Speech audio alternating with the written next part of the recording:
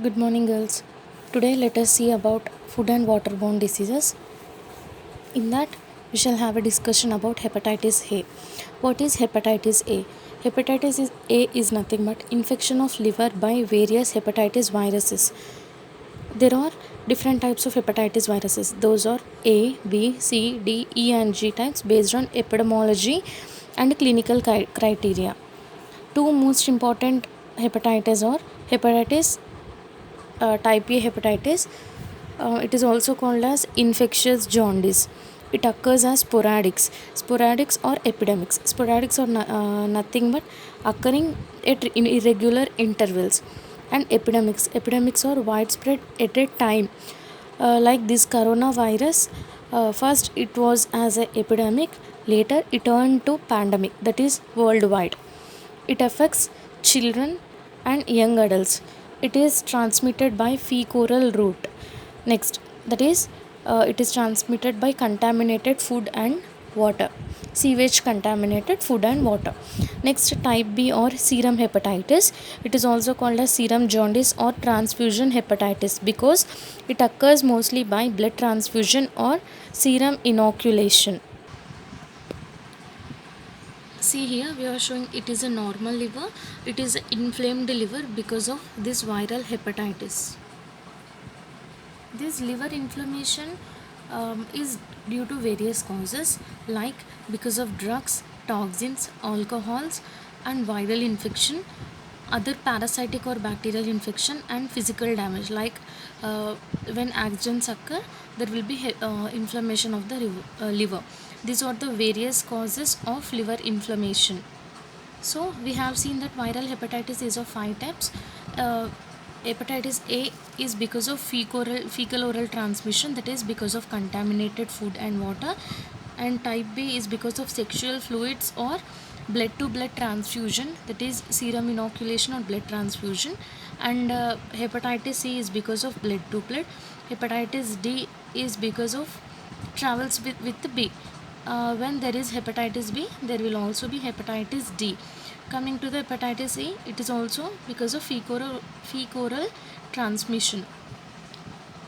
So, this hepatitis A, it is an epidemic jaundice. It was described by Hippocrates. It is differentiated from hepatitis B in 1940s. Serological tests were developed in 1970s. It is most commonly reported type of hepatitis in the United States.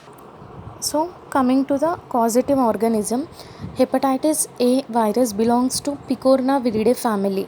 It is 27 to 32 nanometers spherical particle. It is in icosahedral symmetry. That is, this is the shape of hepatitis A virus, and it has linear single-stranded RNA genome. It is non-enveloped virus. That is, around the virus there will not be any external envelope or covering.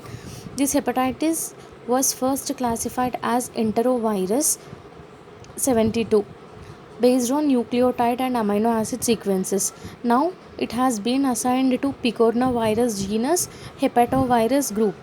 Only one serotype is known so far.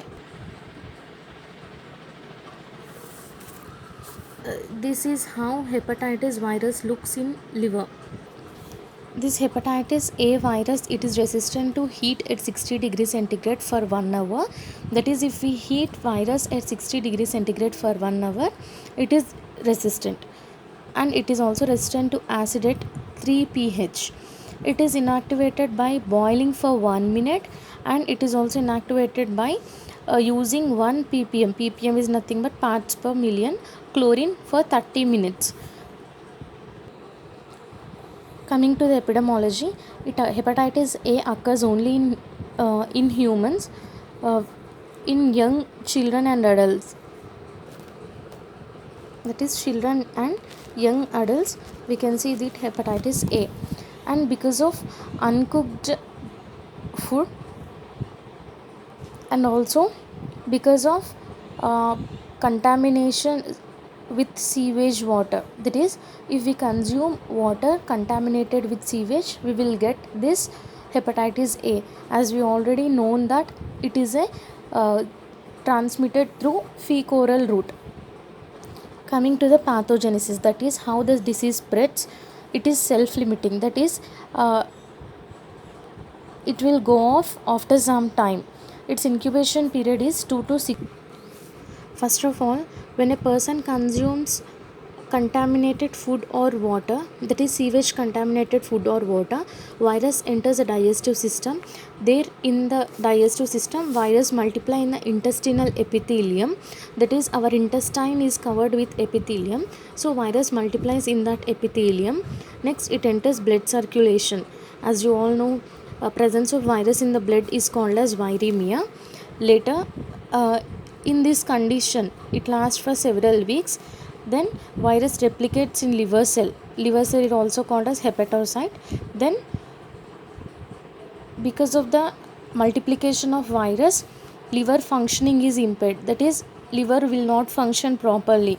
Next, it enters into the bile and released in small intestine. This is the reason why fecus of an infected patient is so infectious. Coming to the symptoms, these symptoms last for 2 to 20 days. Symptoms include anorexia. Anorexia is nothing but fear of gaining overweight. Next, malaise. Malaise is nothing but discomfort. Nausea. Nausea is vomiting sensation. Diarrhea, fever, chills. These are the symptoms of hepatitis A, and most common symptom of hepatitis A is jaundice. Hepatitis A virus causes sudden severe infection of liver. Then jaundice. Jaundice is nothing but yellowing of eyes and skin. See, you may observe yellow color in the eyes. This white part of the eye become yellowish color. Rarely, we can observe rapid fulminant hepatitis. Fulminant is nothing but sudden occurrence of the hepatitis may occur sometimes. Once again, let's have a look at how virus transmits. It can be transmitted by close personal contact, through household contact, sexual contact, child daycare centers, etc.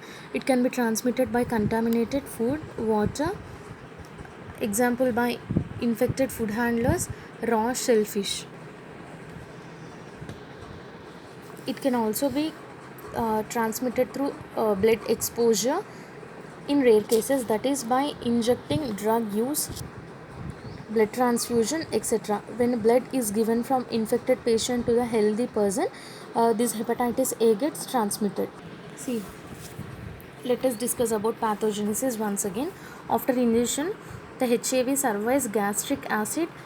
That means the acidic pH of the stomach will not affect the HAV virus.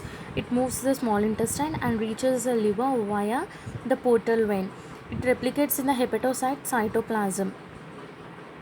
It is not a cytopathic virus. That means any cytopathic effects will not be seen in this infection. Immune mediated cell damage occurs more likely. Once the mature HIV travels through sinusoids and enter bile canaliculi, released into the small intestine and systemic circulation, these are excreted in feces. See, the symptoms include nausea, loss of appetite, that means no hunger feeling, vomiting, fatigue, fever, dark urine, pale stool, jaundice, stomach pain, side pain. A person may have all or few of these symptoms. Coming to the laboratory diagnosis, we have to collect fecal samples from patient. Virus appears early in the disease and lasts within 2 weeks following jaundice. It is detected in liver, bile, stool, blood by radioimmunoassay, ELISA, nucleic acid hybridization assays, and PCR, that is polymerase chain reaction. By these processes, the HIV antigen can be identified. Coming to IgM antibodies to HIV by ELISA or radioimmunoassay. Hepatitis A virus has poor growth in cell cultures. It will not grow properly in laboratory cultures. Persons like travelers, homosexual men, injecting drug users, these are at high risk because of hepatitis A virus. Coming to prevention and control, all children of 12 to 24 months should be given immunization, that is vaccine should be given to the age group of 12 to 24 months children. Next, travelers occupational exposure risk. So these travelers are at more risk with hepatitis A virus, they should be vaccinated. Next, all patients with hepatitis B or C or those awaiting for liver transplantation, they should be vaccinated. Next, HIV positive patients are more prone to this hepatitis A virus, so they should be vaccinated. Next, IVD uses, intravenous drug users, these are also vaccinated. And to control hepatitis A, hygiene should be maintained. You have to prevent water and food contamination. IGs, that is immunoglobulins, are used for prophylaxis, and formalin inactivated or killed whole virus vaccine is available for the immunization purpose. Thank you.